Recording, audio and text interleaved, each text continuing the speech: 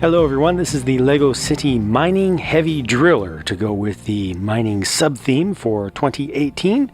The main focus of the set is the large boring machine. Not boring like, boring, but boring, like boring a hole through the earth. You know the moment you look at this that it has some sort of action feature in it because it has that large drilling or boring head on the front of it. They've used the hard plastic wheel here recolored to red, and that whole mechanism actually works pretty nicely. I actually expected it to be tied into the wheels so that when you would drive this forward, then it would spin, but it's actually independent. So you can drive this around however you want without the drilling head actually running. They've got this very obvious knob on the back, complete with a sticker to go on it to make sure you know to turn it in one of these two possible directions, because you wouldn't know otherwise.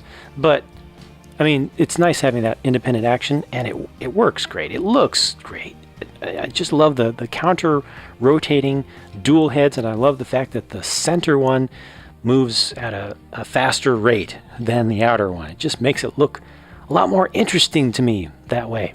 So that's cool. So you can be, going back and forth, and you can kind of shimmy around. There's no steering in this, but it's really easy to just operate the whole thing, just holding it from here. So that's kind of smart. I actually appreciate the fact that they extended this out a little bit. It doesn't look as good as if it was integrated in, but it just makes it really easy to just move this around and then, be spinning it and operating it all at the same time and driving it around. The build for this is pretty good. I was happy to see 4 of these Technic large engine pieces. So they've got 2 at the front, 2 used in the center here. You can see those right in there, just in a different orientation.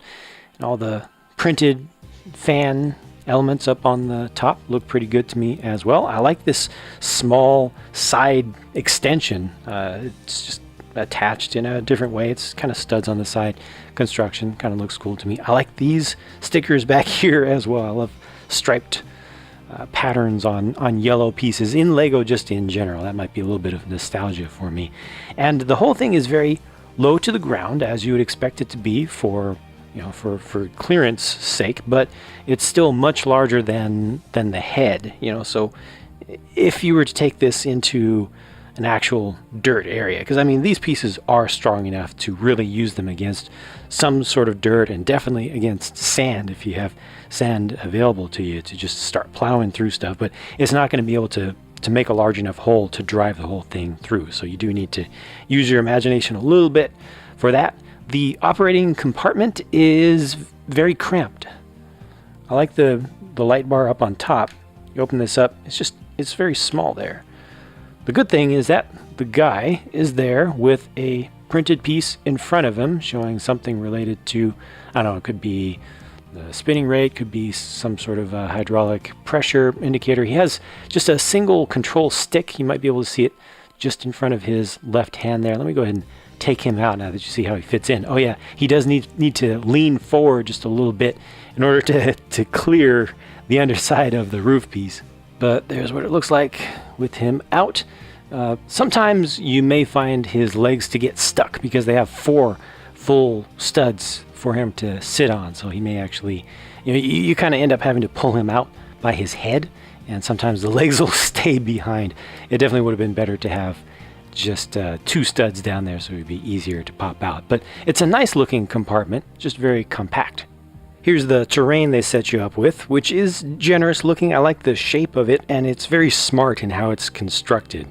It really minimizes the number of pieces, and yet it looks fairly well randomized. Also, the pieces that hold the gold nugget elements are held in place themselves pretty well, so you don't have to worry about the light gray studs or the light gray bricks with studs on the side popping off. You will only get the gold nugget pieces coming off. But see, most of this is built up just from 2 of the relatively new corner Big Ugly rock pieces, and I strongly recommend using some of this open space that you get back here.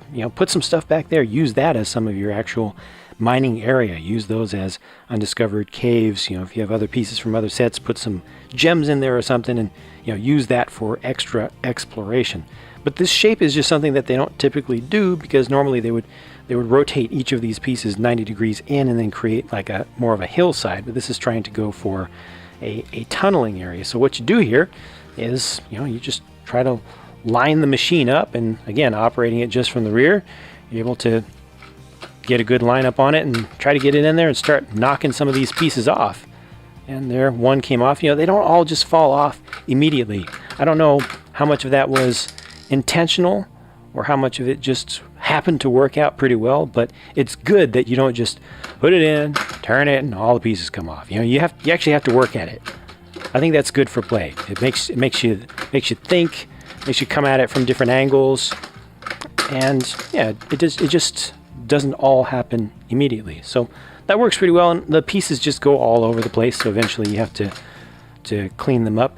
It does come with the one newer glow-in-the-dark spider that I think is awesome, and yeah, I'm glad to have that piece, and they work really well because it's not just coated with some glow-in-the-dark paint. It's actually plastic material that's infused with the glow-in-the-dark substance, so those work really well.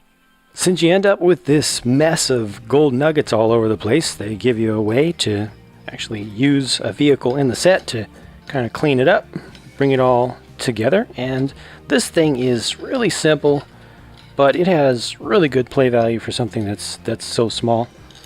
I like it. Little utility vehicle with a tipper bed on the back and a dozer blade on the front. The tipper bed actually tips. That works great because it can go all the way back. And then the blade on the front can be raised and lowered. Good, so you don't always have to be pushing material. And it can be angled to either side. It's not perfectly symmetrical the way it's set up, but it's pretty good. I like it. It's basically set up like a snowplow on the front of a truck. But for such a small, simple build, maybe it's not the most elegant looking thing, but it works really well. I could see this being offered up as just a really small, really cheap set by itself. So that's always a good sign. It doesn't feel like it's just kind of forced into the set to use up some more pieces. You really get some value from this. The only thing that's missing here is some way to load the material into the tipper bed other than your huge fig hand. I'm afraid this here is the best that you can do with what's included in this set. They give you a shovel. So you put the shovel in the hand of a figure and then shovel the nuggets into the back. I wish there was some sort of small loader function, but it's just how it turned out. So this is just a little stand for a couple of minifig accessories, and they also include that TNT or dynamite bundle. Here's one other small side build. This kind of makes sense to me. It's just a little testing lab. I think it's set up pretty well. Some sort of imaging chamber on the left, perhaps, or I don't know. You kind of figure out what you want to use that for looking at your specimens. And then over on the right, a microscope that's hooked up to a computer, and they have the all-important coffee mug there. I like how they connected the computer screen to the back of the microscope unit. See, they have a bar coming out. It uses a brick with the stud on either side, opposite sides. And it's just nice because it makes the screen actually kind of float there. Just a little bit different look. I like seeing slightly different techniques used for common stuff. We might as well look at all three figures at the same time. So left to right, a strong man, an average man, and a geologist, engineer, some sort of science specialist to test the samples that are coming out of the mine. I think that each of these is good. Would have been a little bit nicer to have the printed legs, I think, more common across the line. I think that those are nice looking leg pieces to use for just general construction site related stuff, or anything that's dirty work or utility work, but it's just not as common in this case. Just how it ended up. One of them has the mining company logo on it, which means that that's pretty much always going to be used as a miner, but the other two are relatively generic, so they could be used as other things if you get tired of mining itself. No alternate faces for any of these, but that's just that. Let me actually show you this guy's face, just the rest of it as well. You've probably seen that one before. I feel like all the stuff in this set works together well, with the exception of the missing loader device to get these things into that thing. But it feels pretty complete. The price to part ratio is horrible, but it does have a fair number of fairly large pieces, and just looking at the stuff in front of me in person, it feels like the value in terms of volume of stuff that you get for the price you pay is decent. Of course, I could ask for it to be a little bit less, and sure, it would be better to get it at a bit of a discount, but it doesn't feel overpriced the way the price to part ratio number would suggest. All told, not a bad set, but I think it does have a little bit of limited replayability with the things that are included here, because the drill unit basically is specifically designed to work with this particular terrain piece, and I think kids might get a little bit bored of using that same exact terrain piece all the time, and it does require that you build things fairly sturdy in order to use the drill effectively. And it doesn't promote just building up stuff with whatever pieces you have and sticking some gold nuggets on them. You get plenty of them with this set, and then just going at it. It really needs some thought to be put into the terrain. So that, to me, limits the replayability. And I also don't think this, at least the drill unit, the boring rig, plays particularly well with other sets in this line. But now you've heard my thoughts, and hopefully you've seen enough about this set to form your own opinions about it. So thank you for watching, hope you enjoyed the video, and I'll talk to you again soon.